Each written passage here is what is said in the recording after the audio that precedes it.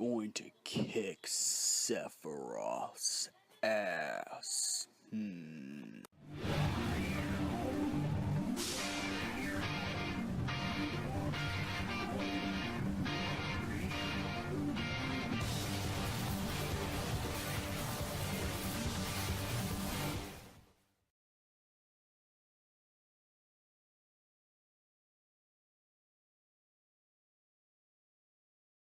Up my arch fiends of chaos. And this is your king and I, Vincent Phantom EX Turd, coming back to you with the brand new Final Fantasy. Even though I said the week of Final Fantasy 13 is over, I still wanted to do one video. Like, was the Fabula Crystallis Novia an ingenious storytelling saga? And I gotta say, quite yes, because it kept everything straight and it kept a few games actually connected. So it didn't feel like you were playing nothing, then playing something, and then go straight to the next universe. Now, as it is. So I think maybe it was kind of ingenious to have the Fabula Crystallis Novia exist in the first place, even though Hajime Tabata, doesn't get the ideal of the Fabula Crystallis Novia, which is clearly in Final Fantasy 15. I'm not ever changing my mind. I think it's kind of an ingenious thing to actually create this. I don't think this was a mistake. Now, I think the way it was executed was a mistake, because there's a few games with Fabula Crystallis Novia's, Fabula Crystallis Novia overtones, such as Type 0, such as the playable demo, once playable demo, Angus Philosophy, and then Final Fantasy Versus 13, which became Final Fantasy 15, and still has some of the Fabula Crystallis Novia elements without actually using the words Fabula Crystallis Novia, words, but still have the same themes. Main character gets fucked with the destiny, and if you don't complete the destiny, something bad happens. If he completes the destiny, something bad happens, but the world is safe. Just like it is with the first 13 game. As you see, Noctis Lucius Caelium, is a lessee because, he can communicate with the summons, and his task by Bahamut was to banish the darkness, but the only way to do it is to destroy the Ring of Luci, which means he has to sacrifice his life. If this is not done, then Arden will keep coming back and messing up everything, so there's never going to be a happy ending until Arden is completely gone, and so is the whole entire Lucius Caelium family or should I say, Lucis Lassie, pretty much, and if they don't complete, the world gets shrouded in darkness. So it's either save the world and die, or live, but the world will be destroyed. It will be destroyed by the darkness that's in the world. Just like in 13, if you don't complete your focus in regular 13, you get turned into a Seath, pretty much one of those mutated monsters. Or if you complete it too early, you become a crystal. So you get back. Pretty much the hero gets fucked. That's pretty much the main point of the Fabula Crystallis Novia. No matter what situation you have, they pretty much lose everything. Noctis doesn't sacrifice himself, the world will be destroyed by darkness. If Noctis sacrifices himself, he'll be dead, but the world will be saved, but he'll be gone, and the world has to carry on without him or the Lucius Caeliums, And then in Type 0, it's kind of the same thing, except I don't remember anyone turning into Seath in Type 0, but something bad happens in the Type 0 verse. Now, it's kind of genius storytelling because it's simplistic, and it's just those concepts alone can explain a game for you, rather than playing a whole entire game and trying to find pinpoints and everything, and pinpoints of how this started. Just like people who don't know that 10 is connected to 7, they'd have to go back and pinpoint everything that happened after Final Fantasy 10 and go all the way to 7. Which kind of gets hard because the numbers are confusing. Now, with the Fabula Crystallis Novia system, it puts everything together And even in order, if you really think about it, even though Type 0 doesn't have a specific number, except just type in 0, you know, it's the precursor episode of the Fabula Crystallis Novia before the original 13.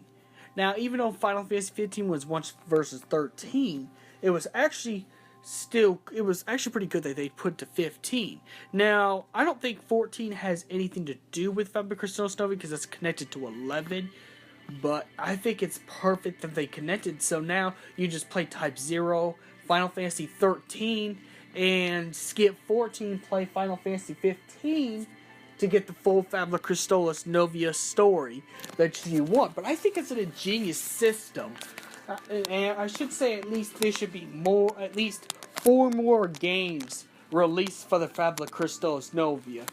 And when I mean games, I mean new stuff like Final Fantasy 16, which was possibly going to be Edge's Philosophy, and then Final Fantasy 17, whatever that's going to be, I think it should stay at Fabula Crystallis Novia. So it'd be more simplistic storytelling than the older games were. Plus, the older games, you didn't know that they follow all the other worlds in the Final Fantasy. You never actually knew that until you dived into the medium. As for Fabula Crystallis Novia, it was a genius way of saying, yeah, this game is connected to this game by this and that. Same kind of stereotypes. Gods choose, the metal-looking gods choose select few or one family line or anything to be blessed with the power to use summons and magical abilities that are way beyond any human in the universe. But they have to complete the task. If they don't, the world gets put into darkness, and then end of the world and Ragnarok happens, and it'd be all their fault.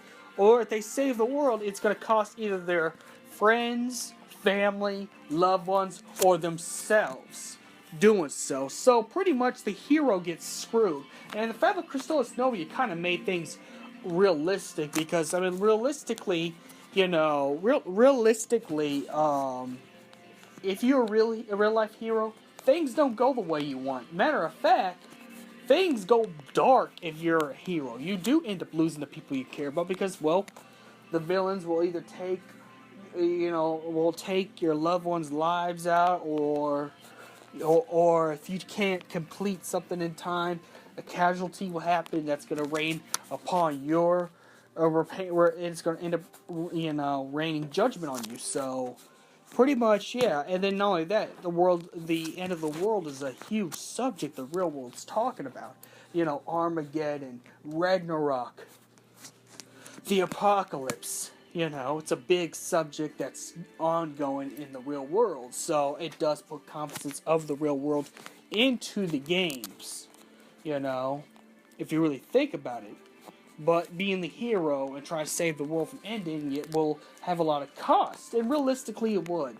So the Fabula Crystallis Novia made Final Fantasy completely realistic. You're not going to have the happy ending. You're not going to get with the female that you think you're going to in the end, and you're going to live happily ever. And a matter of fact, there is no happily ever. Even though Noctis has saved the world of Lucis from Arden's wrath and the Niflheim Empire's wrath, the next Fabula Crystallis game will happen, and another evil will emerge, and you have to stop it, or consequences will be done to the world, while also you take consequences even if you do save the world.